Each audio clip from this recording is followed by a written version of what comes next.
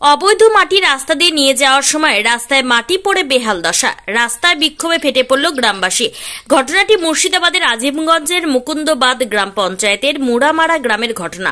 মাটি মাফিয়ারা অবৈধভাবে মাটি কাটছে, সেই মাটি গ্রামের ভেতর দিয়ে নিয়ে যাওয়ার সময় রাস্তায় মাটি পড়ে, ফলে রাস্তায় চেনা দেয় মনে হচ্ছে এটি ঢালাই রাস্তা নয়, মাটির রাস্তা।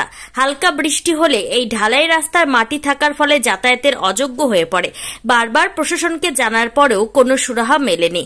1 মিনিট পর পর রাস্তা দিয়ে ট্রাক্টর যাতায়াত করে, এর ফলে ছোট বাচ্চারা দুর্ঘটনার কবলে পড়তে পারে বলে বিক্ষোভে ফেটে পড়ল মুড়ামারা গ্রামের বাসিন্দারা। এলাকাবাসীদের দাবি, এইভাবে মাটি কাটার জন্য গাছপালা কেউ ছাড়ছে না, সেগুলোকে কেটেও মাটি কাটা হচ্ছে। এই নিয়ে গ্রামবাসী কি বলছে সেদিকেই নজর রাখবো।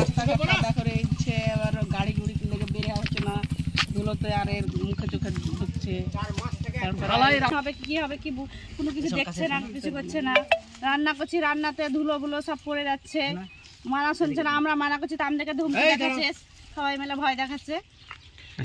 অনেক সময় দেখতে পাচ্ছি এই সব অবৈধ মাটি কারবার যখন করছে অনেক বাচ্চাকে, এর আগেও দেখেছি রানীতলায় অ্যাক্সিডেন্ট হতে। এখানে যে অ্যাক্সিডেন্ট হবে না তার কি মানে আছে? এখানেও হয়েছে, এখানেও হয়েছে ক্ষতিগ্রস্ত। আপনারা এই নিয়ে প্রশাসনকে জানিয়েছেন? এখানে অনেক দিন ধরে কিন্তু পুকুর কাটা হচ্ছে, কিন্তু রাস্তাঘাট ঢালাই করে দিচ্ছে সরকার, জল তো দেয় না, আমরা রাস্তাঘাট ভেঙে যাচ্ছে, মোটরসাইকেল ছেলে বাচ্চা ছেলে কি ক্ষতিগ্রস্ত হচ্ছে এবং অ্যাক্সিডেন্ট হবে।